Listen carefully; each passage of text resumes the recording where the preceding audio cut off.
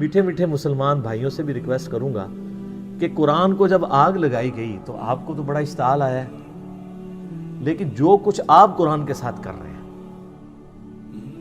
یہ کتاب زندگی تھی، کتاب ہدایت تھی، انہوں نے آگ لگائی ہے، آپ نے آگ لگائے بغیر اس کتاب کے اوپر پابندی لگا دی ہے، اسے جزدان میں لپیٹ کے سب سے اونچی جگہ پہ رکھا ہوا ہے جہاں سے کوئی غلطی سے بھی نہ اٹھا لے، اپنی بچیوں کی رخصتی کے لیے بچوں کو نیچے سے گزارنے اور پیپر دینے کے لیے بچوں کو جانے کا یہ ذریعہ بنایا ہوا ہے، اس سے زیادہ آپ قرآن کو اہمیت نہیں دیتے، تو شامت تو آپ کی بھی آنی ہے، قرآن کی بے حرمتی تو آپ نے بھی کی ہوئی ہے۔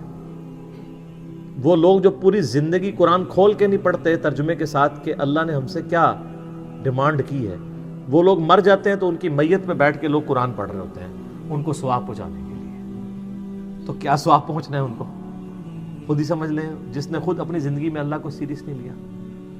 سورۃ الفرقان کی آیت نمبر 30 ہے، 30 قرآن حکیم میں سخت ترین آیات میں سے ہے، پارہ نمبر 19 کے پہلے پیج پہ، وقال الرسول یا رب ان قوم اتخذوا هذا القرآن مہجورا۔ نبی صلی اللہ علیہ وآلہ وسلم شکایت کریں گے کہ اے اللہ میری امت نے قرآن کو پیٹھ کے پیچھے ڈال دیا تھا۔ ہمیں تو بتایا گیا نبی علیہ السلام شفاعت کریں گے، انشاءاللہ ضرور کریں گے، لیکن شکایت بھی تو لگائیں گے، اور جب شکایت لگے گی پھر شفاعت کی انٹینسٹی کیا رہ جائے گی، اس کو بھی سوچنے کی ضرورت ہے۔ نبی علیہ السلام پوری زندگی قرآن قرآن قرآن قرآن۔ سورہ ال عمران کی آیت نمبر 103 ہے، وَاعْتَصِمُوا بِحَبْلِ اللَّهِ جَمِيعًا وَلَا تَفَرَّقُوا۔ اللہ کی رسی یعنی قرآن، وہ غدیر خم کی حدیث ہے صحیح مسلم میں، انٹرنیشنل نمبر کے مطابق 6225 سے 6228 تک، اللہ کی رسی اس کتاب کو کہا گیا، مضبوطی سے پکڑ لو اور فرقہ واریت میں مت پڑو۔ مطلب یہ ہے کہ بائنڈنگ فورس امت کے لیے فرقہ واریت سے نجات کے لیے قرآن ہے، تبھی کہا گیا نا کہ اللہ کی رسی کو پکڑو، بائنڈنگ فورس ہوگی تو پھر آپ علیحدہ نہیں ہوں گے نا۔ اور اس کو وائس ورثہ بھی کر لیں کہ جو اللہ کی کتاب کو چھوڑے گا وہ لازمی فرقہ واریت میں پڑ جائے گا، اینڈ وائس ورثہ۔ فرقہ واریت کو ختم کرنے کے لیے کتاب اللہ کو پکڑنا ہے، اور اگر چھوڑیں گے تو فرقہ واریت آٹومیٹکلی ہو جائے گی۔ اسی طریقے سے صحیح مسلم میں 2005 نمبر حدیث ہے، اللہ کے محبوب صلی اللہ علیہ وآلہ وسلم جب بھی کوئی تقریر، کوئی خطبہ دیتے، چاہے جمعے کا ہوتا، عیدین کا ہوتا، آپ علیہ السلام ہر خطبے کا آغاز اس سے کرتے، حمد و صلات کے بعد، فَإِنَّ خَيْرَ الْحَدِيثِ كِتَابُ اللَّهِ، آگاہ ہو جاؤ کہ بہترین کلام، بے شک سب سے بہترین کلام اللہ کی کتاب ہے، وَخَيْرُ الْهَدِي هَدِيُّ مُحَمَّدٍ صلی اللہ علیہ وسلم، اور ہدایت یافتہ راستہ محمد صلی اللہ علیہ وآلہ وسلم کا ہے، وَشَرُّ الْأُمُورِ مُحْدَثَاتُهَا، اور بدترین کام وہ ہیں جو دین میں خود سے داخل کر دیے جائیں، وَكُلَّ مُحْدَثَةٍ بِدْعَةٍ، اور تمام نئے کام بدعتیں ہیں، وَكُلَّ بِدْعَةٍ ضَلَالَةٍ، اور تمام بدعتیں گمراہیاں ہیں، وَكُلَّ ضَلَالَةٍ فِي النَّارِ، اور تمام گمراہیاں دوزخ میں لے جانے والی ہیں۔ یہ صحیح مسلم میں بھی، سنن نسائی میں بھی، ابو داؤد، ترمذی، ابن ماجہ میں بھی سکیٹرڈ فارم میں یہ سارے خطبے موجود ہیں۔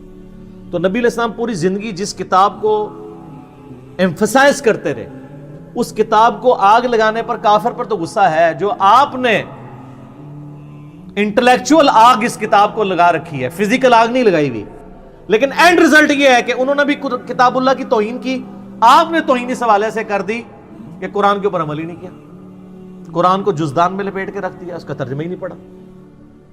اور یار کوئی گورا بھی آپ کو خط لکھے نا تو آپ 4 دوستوں کے پاس جائیں گے اس کا ترجمہ کروانے کے لیے، اور جو اللہ نے آپ کی کتاب زندگی آپ کی طرف بھیجی، آپ کے پاس یہ ٹائم بھی نہیں کہ اس کے ترجمے ہوئے میں۔ اگر آپ بریلوی ہیں احمد بریلوی صاحب کا ترجمہ پڑھ لیں، اگر دیوبندی ہیں اشرف تھانوی صاحب کا پڑھ لیں، اگر اہل حدیث ہیں تو جونا گھڑی صاحب کا پڑھ لیں، اگر آپ اہل تشیع ہیں تو سید فرمان علی شاہ صاحب کا پڑھ لیں، اگر آپ بالکل سادہ مسلمان ہیں، کسی کا نہیں پڑھنا چاہتے، نیوٹرل بندوں کا، تو آپ مولانا مودودی کا پڑھ لیں، اور اسی طریقے سے فتح محمد جلندری کا پڑھ لیں، وہ پڑھو صحیح، روند نہ مارو۔ تو قرآن کو انہوں نے آگ لگائی بھی ہے، اور آپ نے آگ لگائے بغیر قرآن بین کیا ہوا ہے، اور اس سے بڑھ کر یہ کہ انڈیا پاکستان بنگلہ دیش کا مولوی کہتا ہے قرآن ڈائریکٹ نہ پڑھنا گمراہ ہو جاؤ گے۔ یہ جو یہودی نما مولوی آپ کے ممبر پہ چڑھا ہوا ہے، اگر آپ کو کوئی یہودی عیسائی آ کے کہ قرآن نہیں ڈائریکٹ پڑھنا آپ گمراہ ہو جاؤ گے، آپ کہیں گے اللہ کا دشمن ہے، اور اگر مولوی کہتا ہے تو آپ کہتے ہیں سبحان اللہ بالکل صحیح کہہ رہے ہیں مفتی صاحب۔ تو اس کی پھکی میرے پاس ہے، ان سے کہ ہم ڈائریکٹ قرآن پڑھتے بھی نہیں ہیں، ہم تو احمد بریلوی صاحب سے پڑھ رہے ہیں، کیونکہ ترجمہ انہوں نے کیا ہوا ہے. آپ بتائیں آپ کو قرآن زیادہ آتا ہے یا احمد بریلوی صاحب کو؟ تو کون سا بریلویوں کا مفتی ہے جو کہے گا مجھے زیادہ آتا ہے؟ تو ان کو تو انہوں نے اردو میں کیا، اور اردو میری مدر ٹنگ ہے. جس طرح صحابہ کرام کی مدر ٹنگ تھی عربی، ان کو کسی سے ترجمہ نہیں کرانا پڑتا تھا. زیادہ تر صحابہ بالکل امی تھے، ان پڑھ تھے، لیکن ان کی زبان تھی، ان کو سمجھ آتی تھی. اب اردو تو ہماری اپنی زبان ہے نا، اردو سیکھنے کے لیے تو ہمیں کسی مولوی کے پاس جانے کی ضرورت نہیں ہے. اور اگر مولوی کے پاس جانا ہے تو سب سے بڑے مولوی نے ترجمہ کر دیا احمد بریلوی صاحب نے. جو بندی سے پوچھے کہ آپ کو زیادہ علم ہے یا اشرف تھانوی صاحب کو، کہا تھانوی صاحب کو. تو ہم کہیں ہم تو ان سے پڑھتے ہیں، انہی کا ترجمہ ہے. اور یہ ترجمے انہوں نے کیا قرآن بیچنے کے لیے اور پیسے کمانے کے لیے لکھے تھے یا عوام الناس کی بھلائی کے لیے؟ بھلائی کے لیے. تو سر اس بھلائی سے ہمیں نفع بھی نہیں آپ اٹھانے دیتے. کہتے ہیں علماء سے دور کرتے ہیں. اور سر ہم کہتے ہیں علماء سے جوڑیں، ہم ہی تو جوڑ رہے ہیں، دور نہیں کر رہے. ہاں جو سو کالڈ مولوی بنے ہوئے ہیں جو قرآن سے دور کرنا چاہتے ہیں، ہم کہتے ہیں ان سے بچیں، نقالوں سے ہوشیار رہیں. آج گورے کو قرآن کا ترجمہ انگریزی میں پڑھ کے ہدایت مل رہی ہے. 2007 میں کلنٹن پاکستان آئے، 2 دفعہ پریزیڈنٹ رہے ہیں امریکہ کے. میں نے خود جیو کے اوپر ان کی یہ ویڈیو دیکھی ہوئی ہے، یوٹیوب پہ بھی آپ کو امید ہے مل جائے گی. اسلام از دا فاسٹسٹ گروئنگ ریلیجن ان امریکہ. کیوں؟ وہاں کس حافظہ اللہ، کس رحمہ اللہ، کس آیات اللہ، کس دامت برکاتم عالیہ، کس مدہ ذلہ کی دعوت پہنچی ہوئی ہے. قرآن کا ترجمہ جب 2001 میں ٹوئنس ٹاور کے اٹیک کے بعد اسلام کو ملائن کیا گیا، لوگوں نے اسلام کو اسٹڈی کرنا شروع کیا، اسلام کی طرف مائل ہو گئے. اور بخاری مسلم میں حدیث ہے، نبی صلی اللہ علیہ وآلہ وسلم نے فرمایا اللہ تعالیٰ نے ہر نبی کو کوئی نہ کوئی معجزہ دیا تھا، اور مجھے اللہ نے وحی کا معجزہ دیا ہے. نبیوں پر ایمان لانے والے لوگوں کی تعداد ڈیپینڈ کرتی تھی اس نبی کو دیے گئے معجزے پر.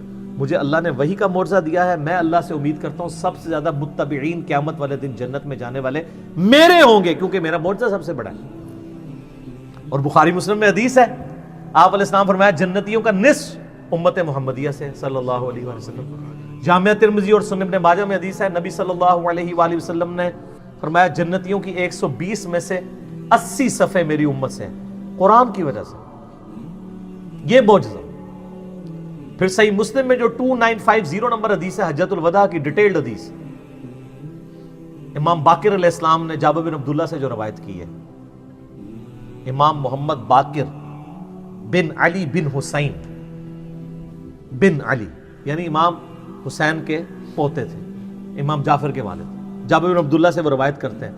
اس میں الفاظ ہیں، بڑی لمبی حدیث ہے، کہ حجۃ الوداع کے موقع پر نبی علیہ السلام نے فرمایا تھا میں تم میں وہ چیز چھوڑ کے جا رہا ہوں کہ جسے مضبوطی سے پکڑ لوگے تو میرے بعد کبھی بھی گمراہ نہیں ہوگے، وہ اللہ کی کتاب ہے. مسلم شریف میں صرف اللہ کی کتاب کا ذکر ہے. ہاں ایک حسن درجے کی روایت ہے، اس کو سپورٹو، وہ المستدرک الحاکم میں ہے،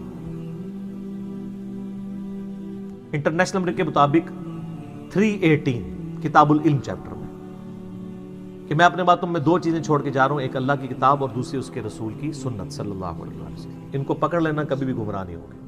اور ظاہر ہے سنت کو ماننا قرآن کو ماننا ہی، قرآن نے ہی ہمیں سنت کی طرف ترغیب دلائی ہے نا. من یطع الرسول فقد اطاع اللہ، جس نے رسول اللہ کا حکم مانا گویا اس نے اللہ کا حکم مانا. قل ان کنتم تحبون اللہ فاتبعونی یحببکم اللہ، اگر تم اللہ سے محبت کرتے ہو تو پھر نبی علیہ السلام کی اتباع کرو، پھر اللہ بھی تم سے محبت کرے گا. تو حجۃ الوداع پہ بھی قرآن. پھر حجۃ الوداع کے بعد جو خطبہ غدیر خم کا، مدینہ شریف واپس آتے ہوئے خم نامی گاؤں میں آپ علیہ السلام نے خطبہ دیا. صحیح مسلم میں اوپر تلے 4 حدیث ہیں، 6225 سے 6228 تک. آپ علیہ السلام کے الفاظ ہی کنکلوڈنگ ہیں، اے لوگو آگاہ ہو جاؤ، میں بھی ایک انسان ہوں، قریب ہے کہ اللہ کا قاصد یعنی موت کا فرشتہ میرے پاس آئے اور میں اس کی دعوت قبول کر لوں.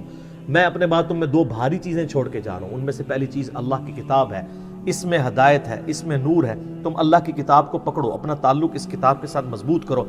اللہ کی کتاب اللہ کی رسی ہے، جو اسے پکڑے گا ہدایت پر ہوگا، جو چھوڑ دے گا گمراہ ہو جائے گا. اور زید ابن ارقم کہتے ہیں پھر نبی علیہ السلام ہمیں ترغیب دلاتے رہے اللہ کی کتاب، اللہ کی کتاب، اللہ کی کتاب، لیکن امت نے چھوڑ دی کتاب. اور پھر فرمایا دوسری بھاری چیز میرے اہل بیت ہے، میں اپنے اہل بیت کے معاملے میں تمہیں اللہ کا خوف دلاتا ہوں. 3 دفعہ یہ بات ریپیٹ کیا علیہ السلام.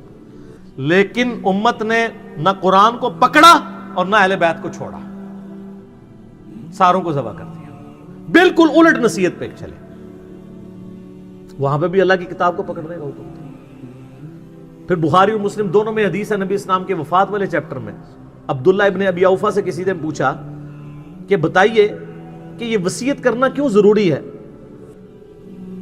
کیا اللہ کے نبی علیہ السلام نے بھی وصیت کی تھی؟ انہوں نے کہا یہ وصیت کرنا اس لیے ضروری ہے کہ قرآن میں وصیت کا ذکر آیا ہے اور اللہ کے نبی علیہ السلام نے ہمیں قرآن پر چلتے رہنے کی وصیت کی تھی. یعنی وصی رسول کون ہے؟ کتاب اللہ. پھر صحیح مسلم میں حدیث ہے 1897 سیدنا عمر کہتے ہیں کہ میں نے نبی علیہ السلام سے خود سنا تھا کہ اللہ تعالیٰ اس کتاب کی وجہ سے لوگوں کو عروج دے گا اور اس کتاب کی وجہ سے ذلیل کرے گا.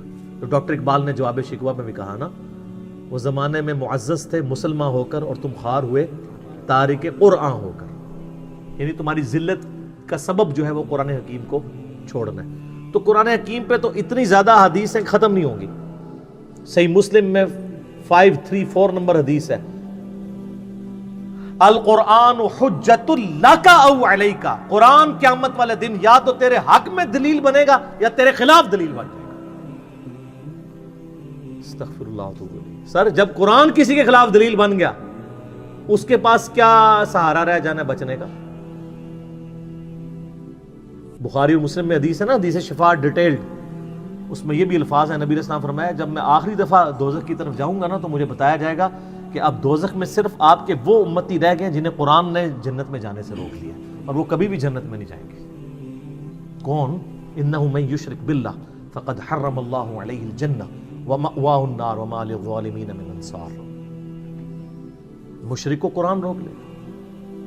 ان اللہ لا یغفر ان یشرک بہ ویغفر ما دون ذلک لمن یشاء. بے شک اللہ شرک کو تو معاف نہیں کرے گا، اس کے علاوہ جتنے گناہ ہیں جس کے لیے چاہے گا معاف کر دے گا، وہ بھی اوپن لائسنس. حتیٰ کہ بخاری اور مسلم دونوں میں حدیث ہے نبی علیہ السلام نے فرمایا اللہ تعالیٰ نے ہر نبی کو کوئی نہ کوئی دعا دی تھی جو اس نے دنیا میں ہی مانگ لی. حضرت نوح علیہ السلام نے مانگ کے اپنی قوم کے خلاف عذاب مانگ لیا. میں نے اپنی دعا اپنی امت کے لیے سنبھال کر رکھی ہے. میری دعا سے میرے ہر امتی کو نفع پہنچے گا سوائے اس شخص کے جس نے دنیا میں اللہ کے ساتھ کسی قسم کا شرک کیا. شرک is the most sensitive issue in the sight of Allah. البتہ دنیا میں توبہ کر لی پھر آخرت میں معافی ہے. بلکہ سورہ الفرقان کی آیت نمبر 70 ہے کہ جو دنیا میں شرک سے بھی توبہ کر لے گا ہم اس کے گناہوں کو بھی نیکیوں سے بدل دیں گے، لیکن دنیا میں، آخرت میں معافی. تو قرآن یا تمہارے حق میں حجت ہے یا تمہارے خلاف. صحیح مسلم 534 انٹرنیشنل نمبرنگ کے مطابق. تو اب آپ کو وہ آیت سمجھ آئے گی جو میں نے ان احادیث سے پہلے بیان کی. وقال الرسول یا رب ان قوم اتخذوا هذا القرآن مہجورا. رسول اللہ شکایت کریں گے صلی اللہ علیہ وآلہ وسلم کہ اے اللہ میری قوم نے قرآن کو پیٹھ کے پیچھے ڈال دیا. والعیاذ باللہ تعالی. تو اس موقع پہ میں یہ ناروے والے واقعے کے بعد میں یہ کہتا ہوں کہ آپ لوگوں نے جو گمراہی کی آگ میں جھونکا ہوا ہے نا یہاں پہ امت کو قرآن سے دور کر کے، تو کام آپ بھی وہی کر رہے ہیں. انہوں نے فزیکل آگ لگائی ہوئی ہے، آپ نے انٹلیکچوئل آگ لگائی ہوئی ہے. اینڈ رزلٹ یہ ہے کہ اس آگ سے قرآن تو ختم نہیں ہوگا، لیکن جو آگ آپ نے یہاں قرآن سے دور کر کے لوگوں کو لگائی ہے آپ کروڑوں لوگوں کو دوزخ کی آگ میں جھونکنے جا رہے ہیں. والعیاذ باللہ تعالی. اللہم اجرنا من النار، اللہم اجرنا من النار، اللہم اجرنا من النار. آمین ثم آمین.